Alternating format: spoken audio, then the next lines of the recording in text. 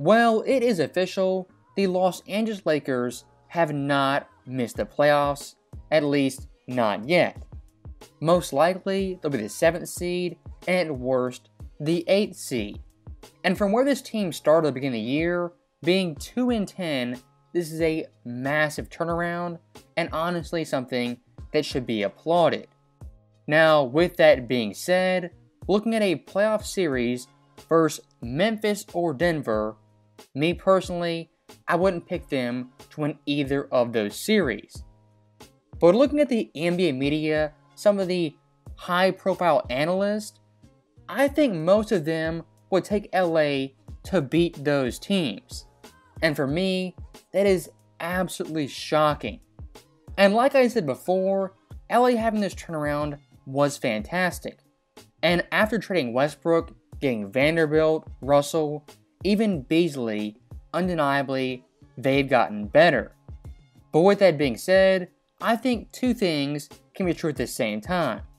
Yes, LA, post that trade, got better. We established that.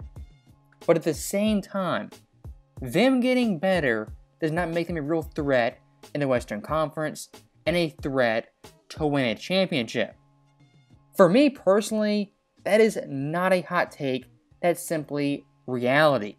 But looking at the Lakers, good or bad, anything they do gets overblown, overhyped, and cranked up to an 11.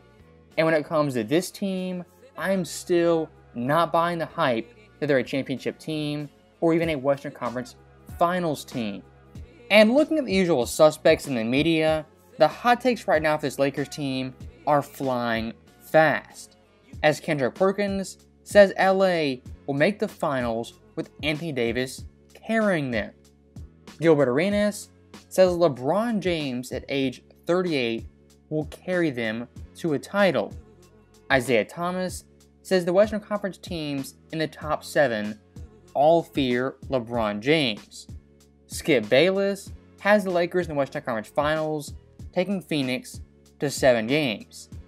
And then Nick Wright, last but not least, has LA with the second best championship odds ahead of Boston, Philly, and even Phoenix.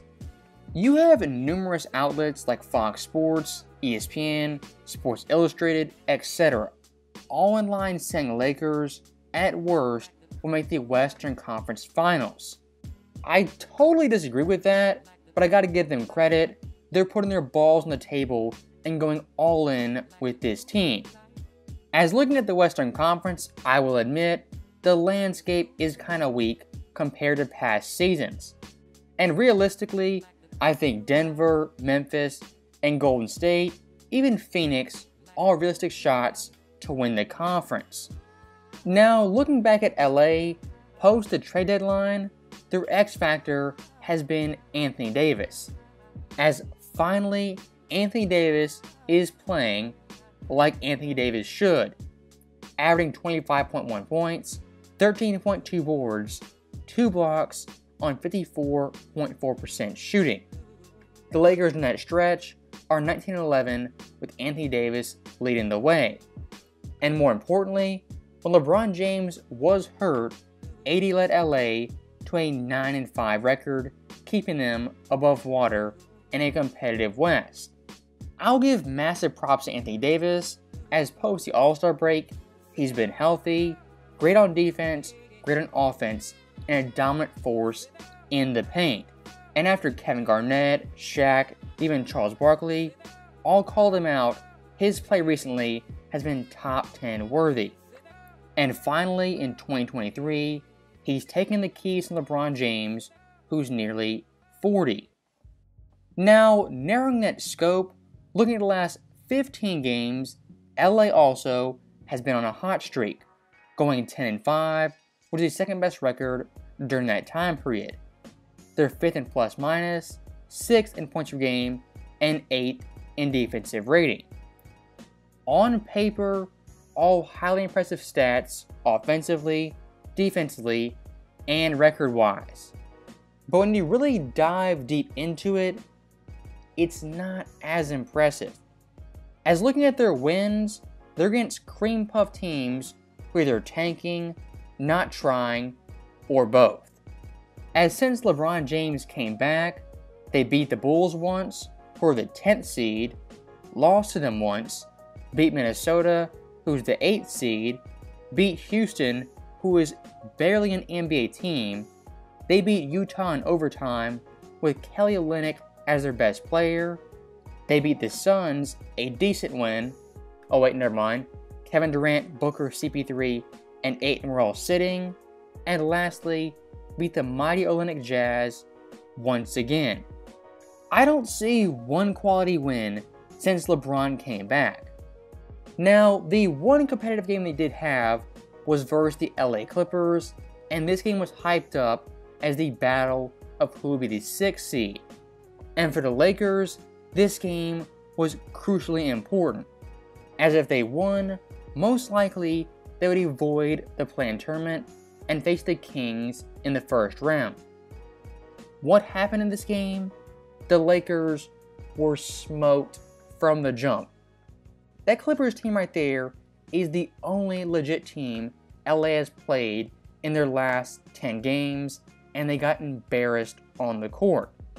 My overall point being, if you're basing LA making the finals off the last 10 games, 15, even 20, you have to go in depth, look at who they played, the context of those games, and the teams they've lost to, like the Clippers, are actually competitive and a legit playoff team. And going full circle with the Clippers, looking at Westbrook, after LA traded him, they became 100% better, and that trade was beneficial for both sides. But once again, acting like that trade makes LA a finals team?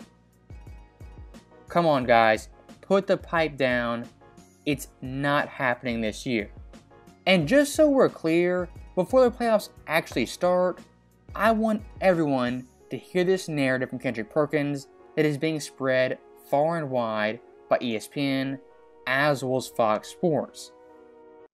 Well, the league that messed up by giving the Lakers an opportunity to be able to compete for a championship. And when I look at the Western Conference, I'm looking at the Lakers right now, and I actually had them picked to win in the West. I mean, when you look at what Anthony Davis has done the second part of the season, and so when I look at the Lakers and I look at the moves that Pelinka did at the trade deadline, adding Vanderbilt and Malik Beasley and D'Angelo Russell were huge, but all of a sudden you have an opportunity to secure the 7th spot and go against a Memphis Grizzlies team who is missing 2 key pieces in the interior in Steven Adams and Brandon Clark. It's about to get ugly for the Western Conference. In about 2 to 3 weeks, I think that quote from Perkins saying the Western Conference is going to get ugly very soon is going to age like milk. And for me personally, I'm looking forward to that day immensely.